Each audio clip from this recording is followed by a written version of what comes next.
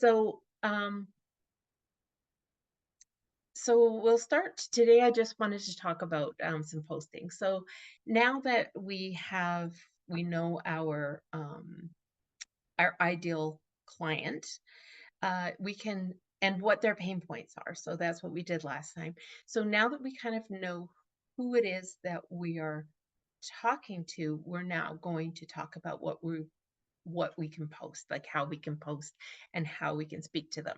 So the purpose is there should always be a purpose to your posts. So we're not posting just um, because we have to post, because somebody told us that we have to post every day. So we're just going to throw a post up there. Each of our posts should have a purpose, and whether it's a purpose to provide information or entertain or or ask a question, whatever it is, there's a purpose behind it that you're posting, but you're also posting directly to and focusing on your ideal client.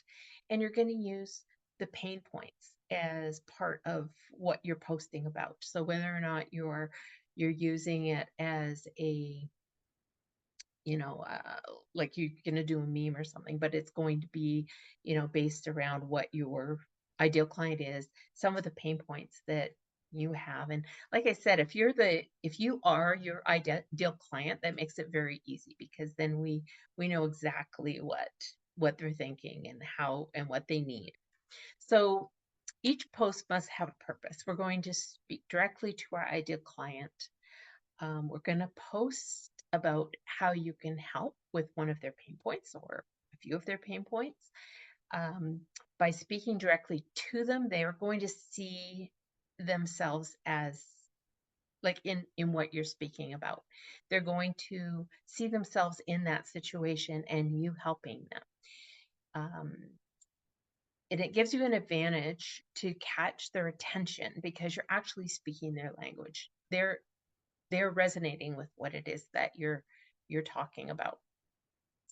So um so again, whether your post is to share information, entertain, sell, each post needs to have a purpose. And now that we've identified our ideal client, we need to audit our posts and make sure that we're speaking directly to them. Our ideal client is who we want to attract to our business pages and our groups. So when we're speaking directly to them, they'll see themselves as our potential client or as our client. Share how you want to help them with their specific pain points and how you can help them. This doesn't mean they're always going to buy from you. You are going to have people in your group or followers on your page that you may never actually meet. They may never actually hire you, and that's okay. They're following you because some part of what you're saying is resonating with them, but they don't all have to be our clients. Um, but you probably, because they are following you, because what you are posting is resonating with them, if they do need someone, it's likely going to be that they will work with you. So types of posts, there's lots of different types of posts, and some definitely are more for attracting engagement, and others are for more informational purposes, but they don't tend to be as you don't tend to get as much engagement. So we have engagement posts, we have questions, we can do tips, motivational, inspirational posts, sales posts, and lifestyle posts. Um, as Facebook sees what tends to happen, or the way I like to do it, and what a lot of people have said to do is you want to use the types of posts that get a lot of engagement, and you're going to use those, and then you're going to use your sales posts after that. Because as Facebook is seeing that you're entertaining their clients and they are liking what you're putting up, then they will send more people. They will put you in front of more people. That's kind of how the algorithms work. So so you want to have throughout your week, kind of a smattering of the ones that are high engagement, and then something that's not quite as high engagement, and then high engagement and not quite as high engagement. You want to make sure that you're spreading it out, and hoping that those sales posts or maybe some of the more informational type things will still get the engagement that the other ones are getting. So engagement posts, these can be things like asking fun questions, memes, meme questions, doing the this or that, choose A, B, or C. They can be those types of, there's like a call to action. So you're asking them to respond. And whether it's response a, um, with an emoji or one of the reaction emojis, or actually typing in a letter, um, that you're getting them to react. You're showing Facebook that you're entertaining them and they're actually answering.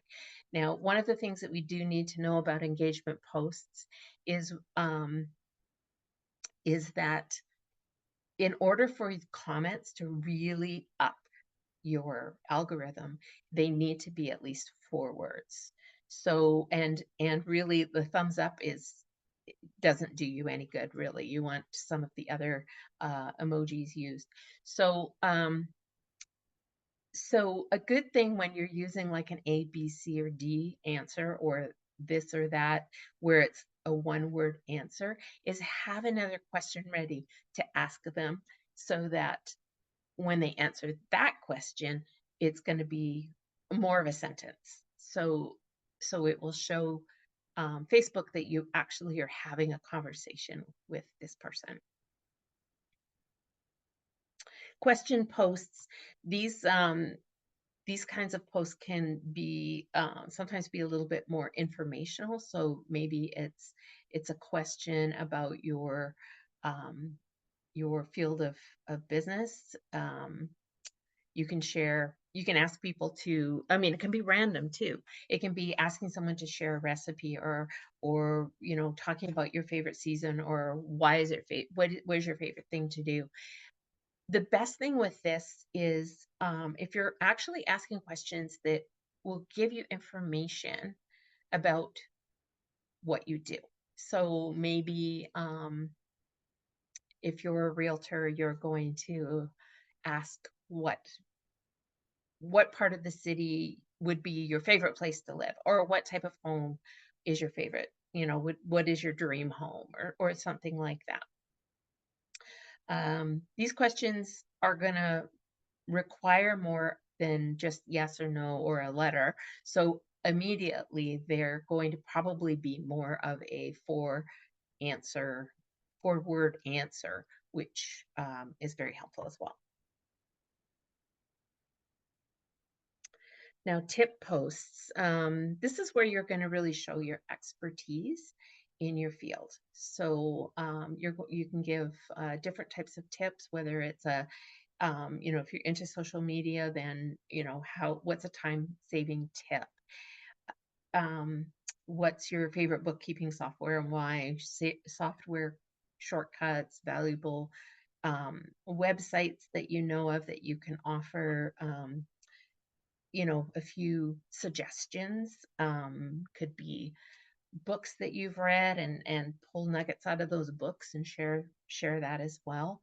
It's you're Some people are worried about giving too much in the way of tips on their business pages, because they don't want to give away the farm. And the thing is with it is, you're giving snippets, um you're giving a value.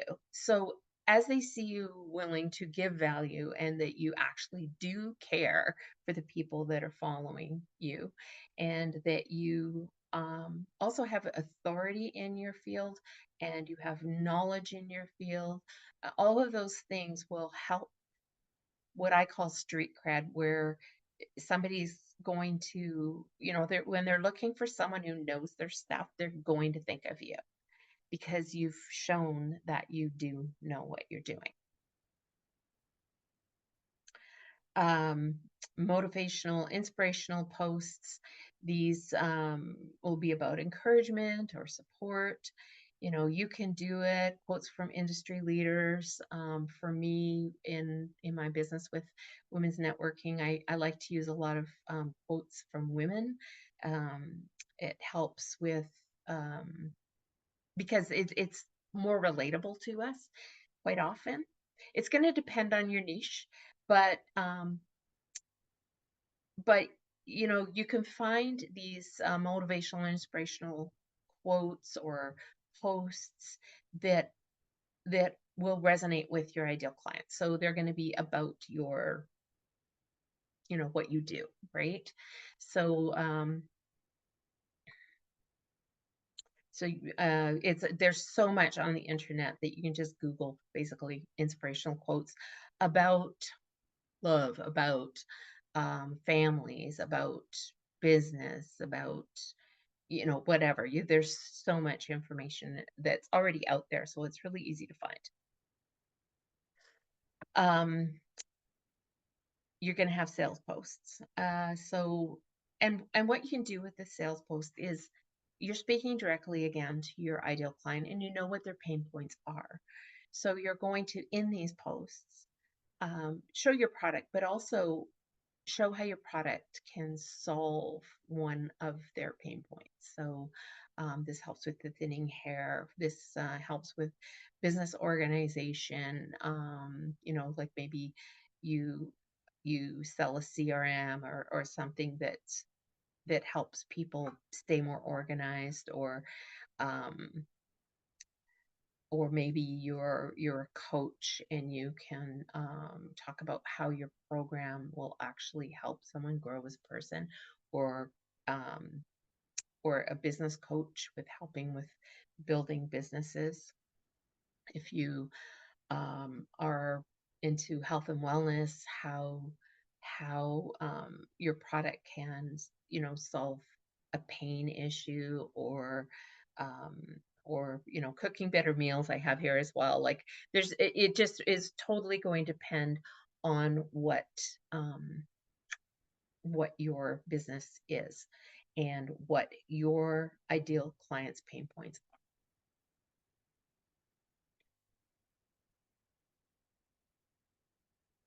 So and types of posts. Yes, so also lifestyle, sorry. Lifestyle posts are about you. So you're going to build that know, like, and trust factor with your followers, where you're not going to know who they are, probably. Like um, there's going to be people that are watching you and they're getting to know you, and they're going to feel like they know you because they've seen where you went on vacation. They're going to see what your wellness products, your before and afters, and how it helped you. You're going to be talking about, um, you know, your favorite, let's say you're a businesswoman, you work from home, but you like to get out of the house. So maybe you're going to show, oh, I went to one of the co-work type places, and I met this person, or you know, different things, and show some of the people that you're collaborating with. um, Show the office where you work. This is my office. Show um, you know, your fur babies, whatever. But this is where people get to see who you are. They get to see your integrity, your character, um, and they're going to connect with you in a certain way, that probably um, you know, they may not do with somebody else.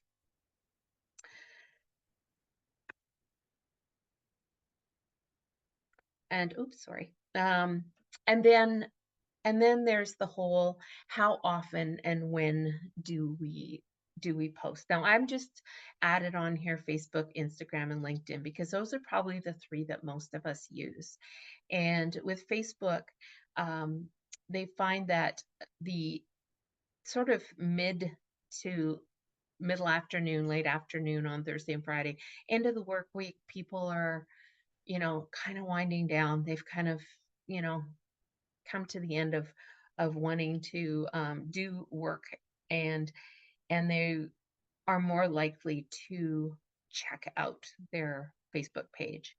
Instagram, it's more of a beginning of the week thing, which is funny. Um, and also time. So Facebook, you're going to go at least once a day. Instagram, 2 to 4 times a week. And LinkedIn is it's kind of a more before and after. So these are typically more business people, and they're going to be on LinkedIn before and after checking out, um, uh, you know, what other industry leaders are doing, what other people are posting, whether there's jobs or jobs needed, jobs, you know, available, all of that kind of stuff. So once a week, really, in LinkedIn is pretty good. And then the other thing that you want to kind of keep an eye on is just that balance again of how often. So there's kind of the 80-20 rule, where 80% of your post is going to be more, have a bit of an entertainment value to it, and 20% would be more informational. And you can make your informational also entertaining, which is totally fine. And if you can do that, that's great. And but you want to make sure that you have that entertainment value in there as well.